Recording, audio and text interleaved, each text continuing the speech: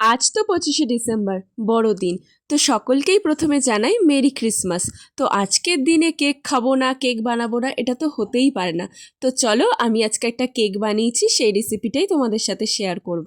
আজ আমি বানাবো কফি কেক। তার জন্য 1 প্যাকেট কফি, 1 কাপ চিনি আর একটুখানি দুধ দিয়ে ভালো করে এটাকে মিক্স করে নিচ্ছি। আমি কেক খুব একটা বানাতে পারি না, বাট আজকে একটু ইউটিউব দেখে আমি ট্রাই করলাম। তো কেকটা খেতে ভীষণই টেস্টি হয়েছিল।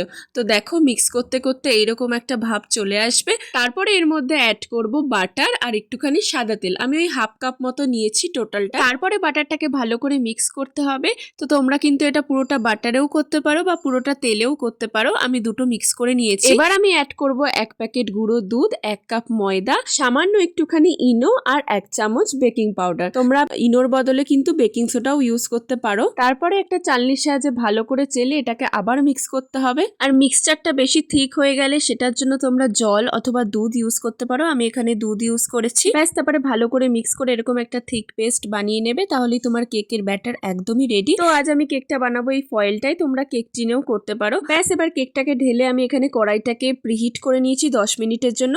এর মধ্যে রেখে দেবো এবার মোটামুটি 40 মিনিটের জন্য। তো 40 মিনিট পর একটুখানি দেখে নিলাম। তো কেক আমাদের একদমই রেডি।